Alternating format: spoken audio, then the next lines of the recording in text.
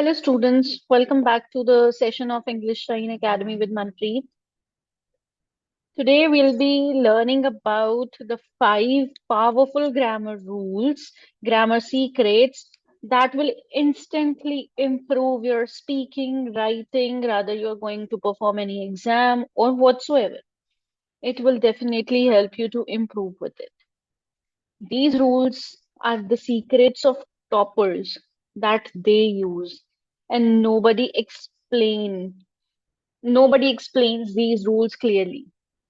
So now, rather wasting any further time, let's go with it. Let's begin with the first rule. The first golden rule we have, rule number one, which is known as the golden rule, the golden sentence structure or the golden rule of sentence structures. Now, everyone know that we oftenly write the sentence structure like this: subject plus verb plus object. This is the basic sentence structure which we use. Now, for this structure, what you need to take care is students often make the mistake over here.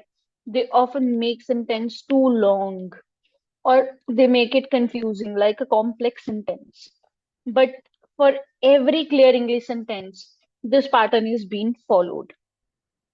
Subject, verb, object.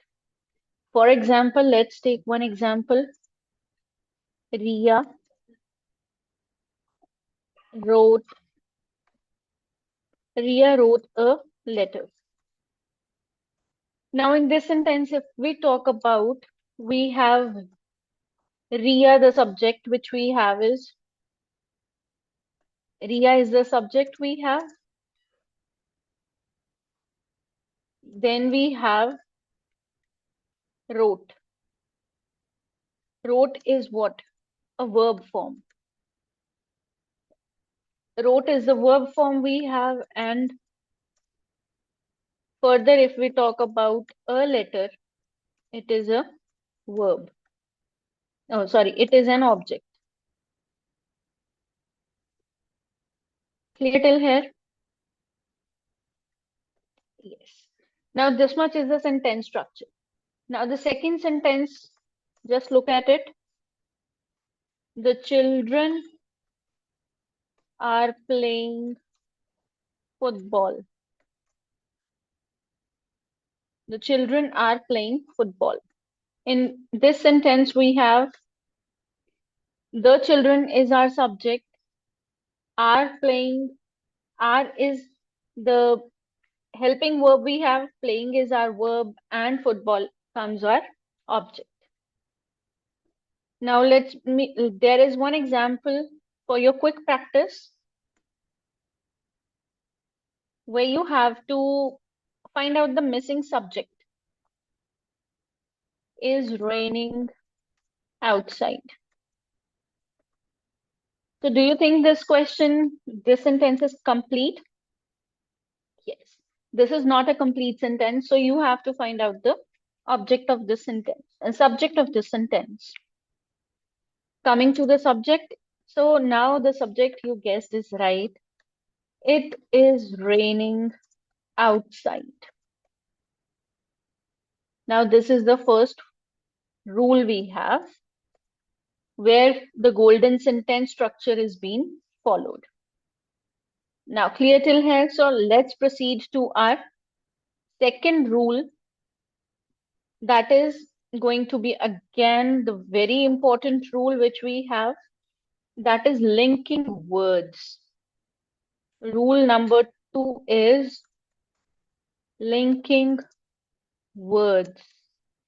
Now, linking words are used to sound smart. Usually, linking words are the main words which make you sound fluent, and also they help you in the exams. Let's see some of the important linking words we have. Number one is because. Because हम use करते हैं basically, like if we talk about it, it is used for reason, to tell about the reason, क्यों. Secondly, we have although. Although is used to contrast any statement or to contrast anything. We use although. Next we have therefore. Therefore means to show the results, to show the results of anything. Then is however. However is used to identify or to show the opposite point or opposite side of something.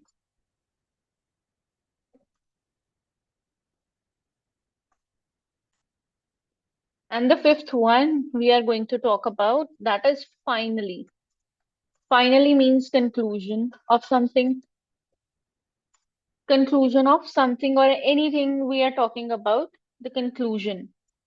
Let's see one example of it. Let's see who will give the correct answer. I was late. I missed the bus. Now, which connector should be used? Which linking word should be used here to make it a one single sentence rather than using it in two different sentences? Well done.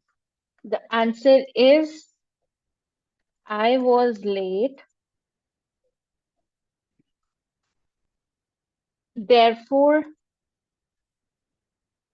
I missed the bus. Well done. Now let's see one more example. It was raining. We went out. Now, what could be the answer of this statement? No, not this. Okay, let's see. Although it was raining,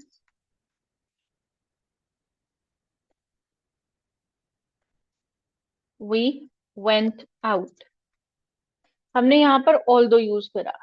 Although means here is like चाहे बारिश हो रही थी या फिर बारिश हो रही थी इसलिए हम लेट हो गए. So we used although over there. Excellent. Now let's move to the secret number 3. Now for secret number 3, we need to know about tenses somehow. Now tenses are such common thing which everybody makes the mistake. So here comes the rule number 3.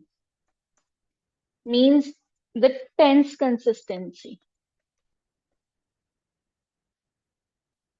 What do we mean by tense consistency over here? For tense consistency, see, many students mixes tenses, especially when they are talking about the time. So let's see first from the example. It's a very simple rule. Yesterday, I go to my friend's house. Now, yesterday I go to my friend's house is completely the incorrect. It is completely the incorrect sentence. Why? Now, what should be the answer? Answer will be yesterday I went to my friend's house. Why it is? See, whenever you use words like yesterday, last year, in 2025, whatever, like this, when you are talking about these, then we will use only past tense to show time. Because these are the words particularly which tells us about the past that has already been gone. Now clear till here? Let's see one quick correction. Here I'm writing a sentence. Let's see it. She has eat the food.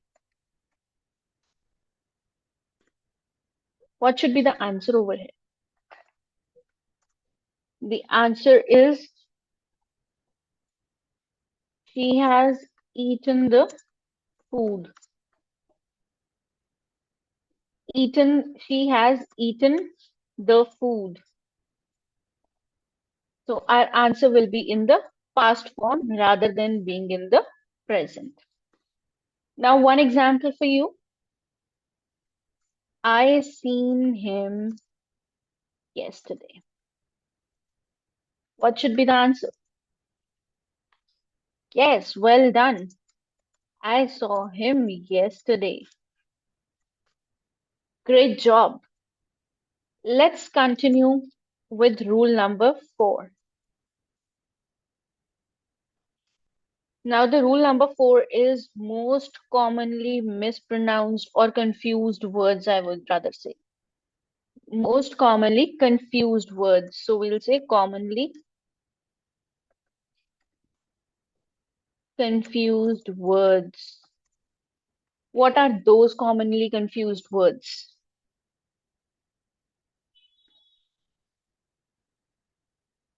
The first one is your versus your. First, let's see first for your. Your shows us about the possession. Your shows us about the possession of something when we are possessing about, telling about something that this belongs to such person or for you, something like that. किसी का possession के बारे में बात करना. And when we talk about you are shows us the contraction, like you are. It is the short form of two different words. Let's see its example. You are doing your homework. Now let's see the second one. Then versus than. Now when we use then versus then is oftenly used to tell about the time or the order of something. And than is used for comparison of something. For example, I am taller than my sister.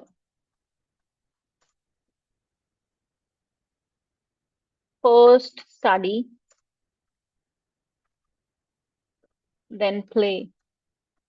These are few comparisons which you can use. Okay, let's have a quick check on this and then we'll move on to the next rule.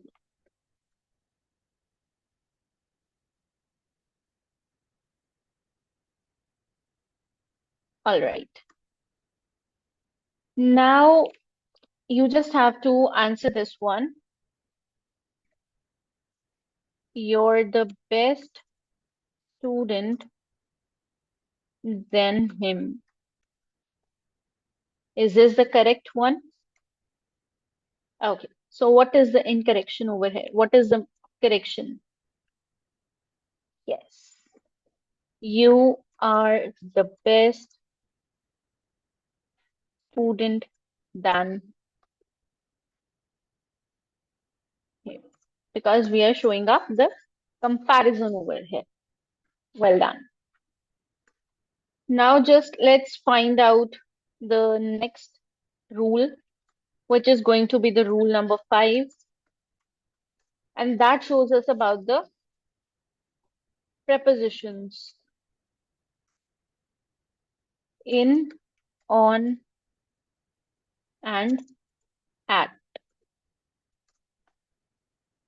The preposition in, on, and at.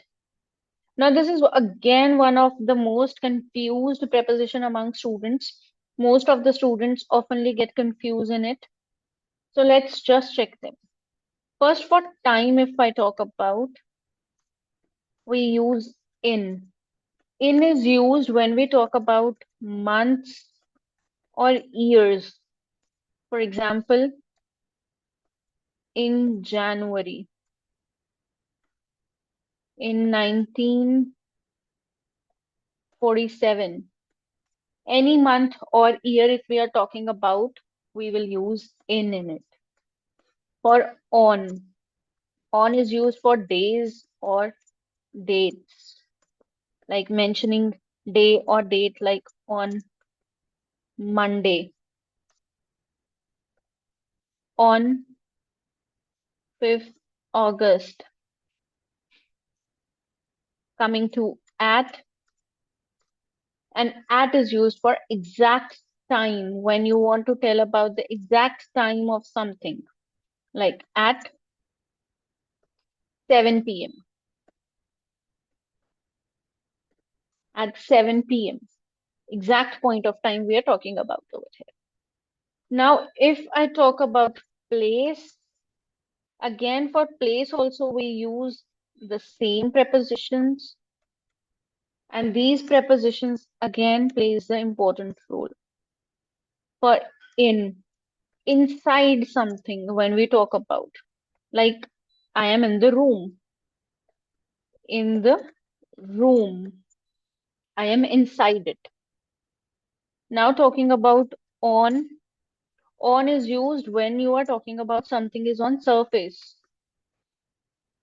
the surface, like book is on the table, on the table.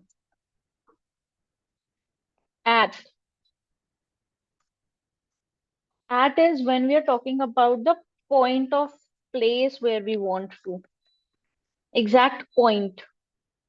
For example, I am on the way at the bus station, or you can say at the bus stop, at the bus stop.